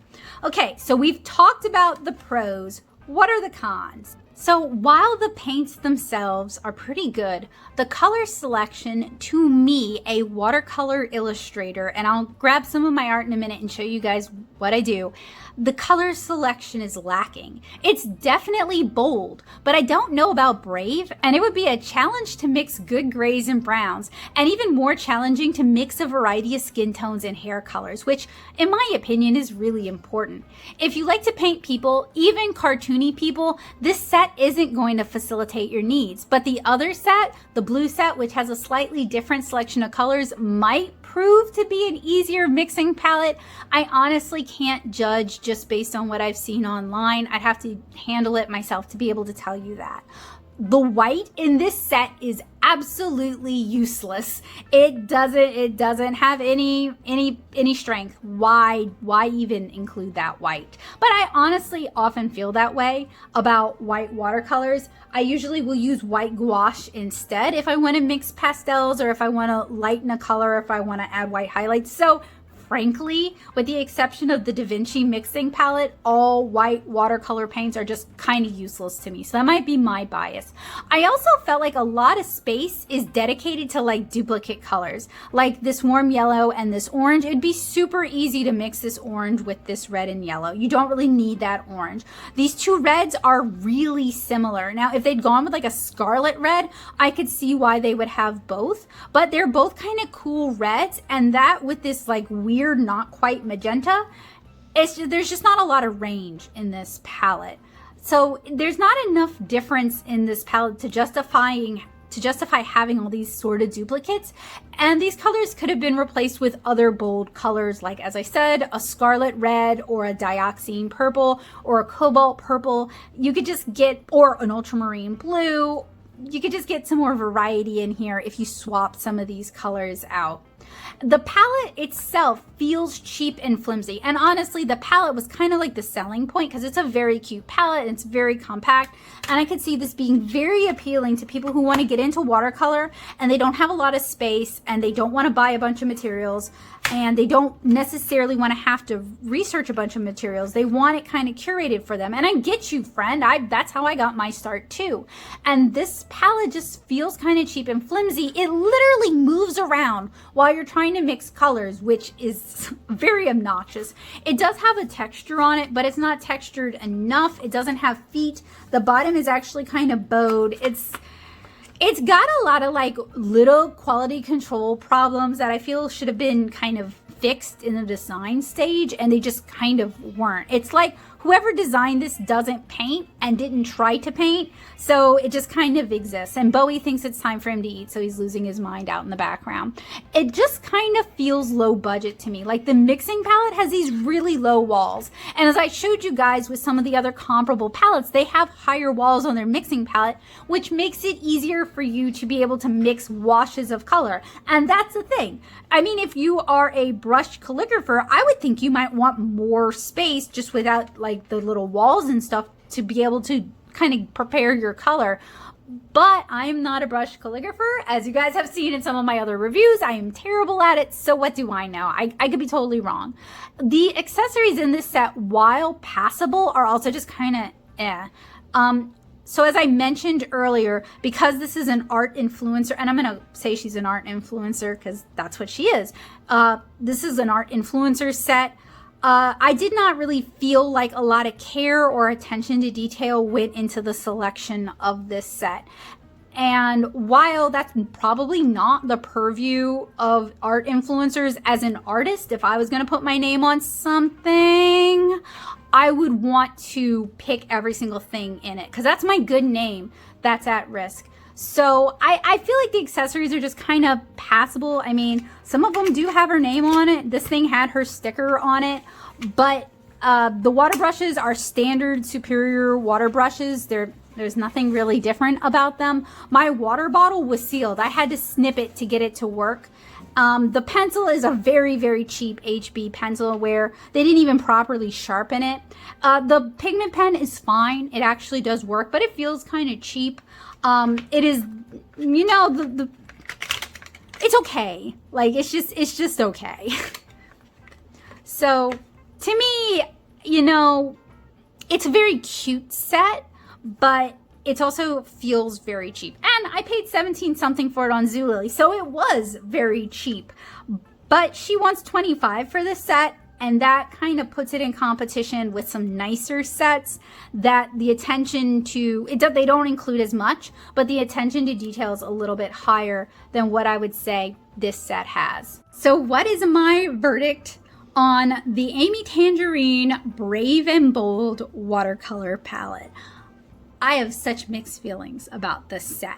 The TLDR is, it's just kind of okay. It's not the worst thing by a long shot that I've reviewed, but it's also not great. And I feel like if they're going to continue selling this palette, they gotta address some of these problems because it's just very mediocre. And since they're white labeling from Superior, there are lots of other options to get your Superior watercolors. I will link them in the description for you guys. And this is not the best of those options.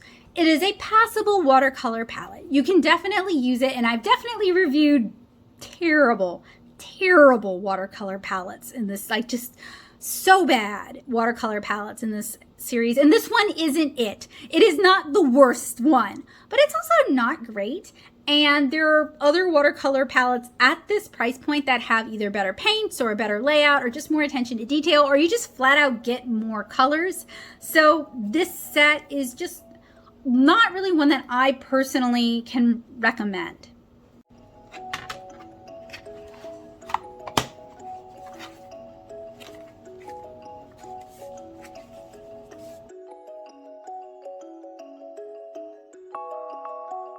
I'm a big believer in skin in the game and social currency, proving that you are who you say you are and showing people like why you care and what you use things for. So I've got some of my watercolor art here. This was done with that Superior folding screen palette, and I really like this piece, and I had so much fun painting this piece. You can even see some of the granulation from some of the blues at the top. This was a fun one to do. This was done with the Mia palette, and I hate the Mia palette, and it fought me every step of the way, and it was a struggle to paint these kids. This was painted with the Superior Farben / Superior watercolor palette. So these are the paints that I think are in the Amy Tangerine set, just a different color selection. Like I said, I would recommend you do the Superior Farben 48 half pan palette over the Amy Tangerine palette, because you're going to get a lot more color, and it's just it's fun to paint with. It's not a bad palette. So here's just some of my normal art. I do a lot of like painting people. I paint comic pages. I don't have them here, but they are in the books. Being able to paint a variety of skin tones, hair colors, flower colors, animal colors, that's all really important to me.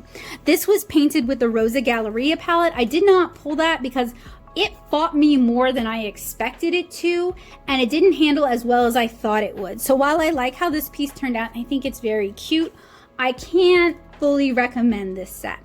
This was actually painted with Marie's Chinese watercolors, the professional larger number of colors set, and I had a lot of fun painting this with that. It took me by surprise. This is just an illustration that I just wanted to paint. It's kind of more moody and atmospheric. There's a lot of granulation going on. There's a lot of spray and drip effects. I really put my watercolors through the ringer. This was painted as part of my watercolor crash course. I recorded a tutorial where I just kind of painted a standard painting and had a secondary camera focused on my palette and how I handled and mixed the colors, because that's one of the questions I get pretty frequently, and I thought it would be fun to be able to share that. And then this is a test of the Magnani 1404 watercolor round block with a lot of granulating and glow techniques, and these are both tests of the Paul Rubens of the smaller round block. Just some illustrations.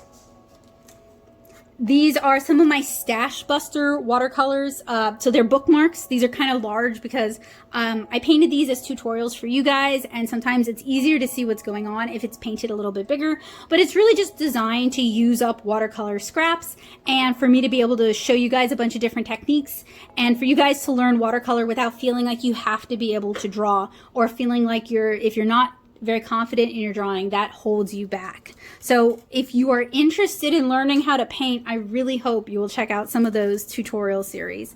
A couple of alcohol marker illustrations. This was done recently on the larger Paul Rubens round. I actually shared the finished review with you guys. So if you like how this looks, you ought to check that out. Just kind of a standard, actually not kind of a standard watercolor illustration. So this was created as a tutorial to promote Curious Little Things, the coloring book I showed you guys earlier. And this has a step-by-step tutorial in case you'd like to paint along with me. In fact, a lot of my Lilliputian Living illustrations, I treat them as tutorials and share them because I love watercolor and I want more people to love watercolor. This is the field test for the Mei Liang watercolor palette, which is that like teal blue Parrot Pretty Excellent palette. I had a lot of fun with this illustration, and it's another one where I kind of forgot that I was doing it as a field test, and I just enjoyed painting. So that's one of the reasons I really can recommend that palette. And you guys can see how bright and vibrant the colors are. You can see how well they layer. You can also see some beautiful granulation. They just handle really well, and it's very easy to recommend that palette. Some more of my Stash Buster tutorials. Another of my Lilliputian Living watercolor tutorial, watercolor illustrations. You guys see I paint a lot of people and I paint a lot of animals. So that kind of color selection, color palettes that really lend well to that, that's important to me, and that's something I'm personally looking for. And then here was a watercolor demo from kind of demonstrating different wet into wet techniques and different blending techniques and layering techniques from my watercolor crash course series. And then a couple of unused Irish mythology designs. These were going to be paper children, and they were going to be like cities where they sit on the edge of something, and I just never finished it. A marrow and a selkie. And then this was done as another watercolor demonstration for the watercolor crash course, just kind of trying to demonstrate how different watercolor techniques would be used in kind of a full watercolor illustration and explaining what I was doing step by step.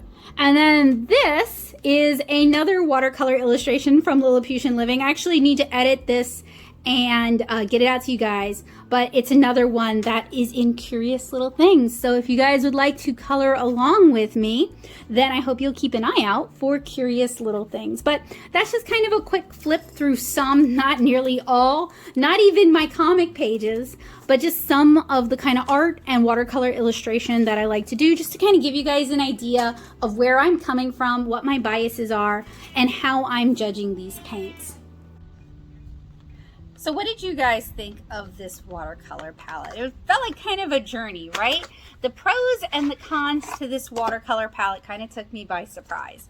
So with the initial swatches, I was fairly sure that these are dye-based watercolors. However, I think these are the superior student grade watercolors, which I think would make them not dye-based, but cheaper pigment-based with probably some dye substitutions. It may have just been the colors that they chose to go with for this particular palette might just be some of the ones that feel a little bit more dye-based. Now, we've talked about superior watercolors, and we've even talked about these kinds of superior watercolors on the channel a few times with the Shapira Farben review and with the superior / Artify review. So if you're interested in learning more about those palettes, make sure you check the links down in the description below. So what kind of changed my mind? I say kinda because I'm not fully convinced. I'm still not necessarily recommending this set. Was how these handled in the wet into wet test. So usually with dye-based watercolors, we get like a total color diffusion in water, even if we do like little dots of color, and we don't necessarily get a lot of opacity. With these, we did get some variance that leads me to believe that these are the superior watercolors rather than the much cheaper dye-based watercolors. But if you have the skinny, if you actually know, please let me know down in the description or over on the paint box, because as you guys know, I am always here for the art supply scoop. So I kind of mixed feelings about the palette itself. I think the ideas are really good. I think the execution is very cheap. The mixing tray is just really thin. It has really low walls. It's not really adequate for mixing color. The inclusion of a water bottle so that you can add water either to the included water brush or to your mixing surface or to your pans is a good idea, but mine wasn't even snipped. I had to cut mine to get it to work. The inclusion of a pigment-based pin is great. I really like that. And the pencil is pretty cheap. They definitely could have gone a little higher market with that, or even included a water-based or water-soluble graphite pencil. That would have been really cool as well. I paid $17.99 for this on Zulily plus shipping. You can find it on Amazon for like $20 and up. It's usually in the $25 range. And her website, even though these are sold out on her site, lists these for about $25. So I have some mixed feelings because I know it's really hard to get quality watercolors in that price range, but I do think there are a few tweaks that could be made that would make this particular little palette a little bit better. I do think if you buy this palette, so to sub in colors, that's kind of strange because These have kind of a unique size half pan. It works with the other Superior and the Superior Farben palettes, but it doesn't work with just any half pan. I've tried that in the past. But I do like the cartridge system. I think it's really neat. It's reminiscent of some of the styles that Winsor & Newton has used. And you could just take out both cartridges and then put in your own half pans. You could put magnets down and then put your own half pans if you want. So you could customize this palette, but frankly, there are better travel watercolor palettes on the market. In fact, I purchased, as I showed you guys in the review, I purchased the Winsor & Newton travel palette that I'm really looking, it's actually their Cotman, but I'm really looking forward to exploring that one, especially since the Frugal Crafter pointed out that Phoenix Watercolors might be manufacturing current Cotman watercolors, and I happen to have a Phoenix set as well. So I'm looking forward to kind of doing a head-to-head comparison with that and just seeing how they swatch, because none of these companies are just going to come out and be like, oh yeah, we're manufacturing this and it's being white labeled for this other company. They're not going to do that. So there's a lot of deduction involved and a lot of sleuthing and a lot of guesswork, but all of this is allegedly. I don't know anything, but it wouldn't be uncommon for American crafts to white label a product like this. It just doesn't make sense for them to make it themselves. So I've kind of mixed feelings about this palette. I think most of my mixed feelings come from the color selection that they chose. It's just not really, sorry, Butterfingers over here. It's just not really usable for the kind of watercoloring that I do and the color mixing that I do and the subject matter that I paint. But that doesn't mean, I mean, it's got some beautiful like fruit colors. So depending on what you like to paint and what kind of watercolor you're looking to achieve, what you want to do with your art, this palette might be a good choice. I would not recommend paying $25 for this. I would try to catch it on sale. I know Joann's supposedly, I've never seen them at my Joann's, but that does not mean they don't sell them, not by a long shot. Mine has like a big makers section with like a Glowforge and stuff. So if yours has different stuff, it might actually have this palette. But I would wait until they're doing like their big coupons, and then if you want to get this set, because if this was $10, I would be all about this. I would think this was great.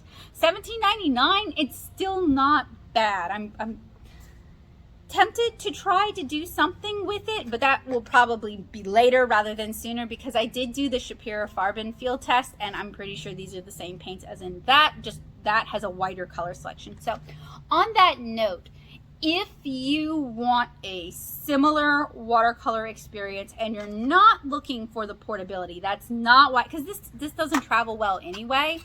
It does shut well, which is nice, but it wobbles when you put it on a flat surface, and it doesn't have a plein air ring on the back. So it's a little for portability, but not like super for portability. But if you don't care about it being the size of a large sunglasses case, I would recommend you go for the Superior Farben. I think it's more than 48 half pans. I don't know why, I can't remember. I'll link it for you guys down in the description below. I'll also link the review. I think you'll be happier with that because it's the same paints, but a much larger color range and better mixing surfaces than this. Or you might be happier with the Artify / Superior palette, but really, if you're interested in the Superior / Artify palette, what I would recommend instead is the Superior Folding Fan palette that I showed you guys. I think they're just fun. They're a lot of fun, and I liked how the watercolor is handled, and it packs up pretty compact, and it's just, there's a lot to really like about that palette that I felt was missing a step here. Since we are wrapping up the student grade showdown, I've talked about so many student grade watercolors over the years, but particularly this year, but I'm sure I've missed some. So if there are any that you feel really strongly about, that you actually genuinely really like and will vet, and you're like, yes, those are good, Becca, you have missed out, please let me know down in the comments, and I would love to check them out. I am not looking to review more bad, cheap, dye-based, overpriced watercolors. Those burn me out. So none of that, please. But if there's really inexpensive student grade AliExpress watercolors that you're like, oh, she's totally snoozing on this, let me know. I still have a bunch of Mia stuff that I need to review for you guys. I wanted to do that as like a big thing. And I've also got some, like another grabby palette, and I've got a Walmart. It's really a superior folding palette, but I got it at Walmart, and it's branded Daler Rowney, and it's tiny. So I still have that to review for you guys. And then I was gonna go back and look at the Winsor & Newton palette and see if I can give Cotman some art supply redemption. But other than that, I think that's pretty much it for the student grade showdown. So if you guys have any requests, let me know down in the comments below. So thank you guys so much for helping me unbox and swatch the Amy Tangerine Watercolor palette. This was kind of a fun ride for me. I hope you guys enjoyed it. Once again, a tremendous thanks to my amazing, awesome, fantastic, and phenomenal patrons. I use the funds from my Patreon to buy supplies like this to review for you guys. So hopefully I'm spending the money so you guys don't have to. You can help support what I'm doing here on the channel for just $2 a month. You can head on over to patreon.com/nattosoup to find out how and to see what you get. But generally, I share when I can early access videos as well as printable line arts and class materials from the classes that I teach in person. So whether you just want the warm and fuzzies of helping me continue to share art education here on YouTube at a very affordable level, or you want those class goodies that you can teach yourself, or you can learn with a group of like-minded artists, hopefully have a little something for everyone. So thank you guys so much for hanging out with me today. It was a lot of fun. I do wish the palette was a little bit better built, but you can't win all of them. And for $17.99, it's not bad, but I still don't recommend that you buy it. I hope you guys have a wonderful day. I hope if you enjoyed this video, you'll hit the thumbs up to let YouTube know that you want to see more from me, and you'll consider subscribing and hitting the bell notification to let YouTube know that you do indeed want to see more from me. And hopefully I'll see you guys again really soon with another art supply review or maybe a tutorial. Bye guys!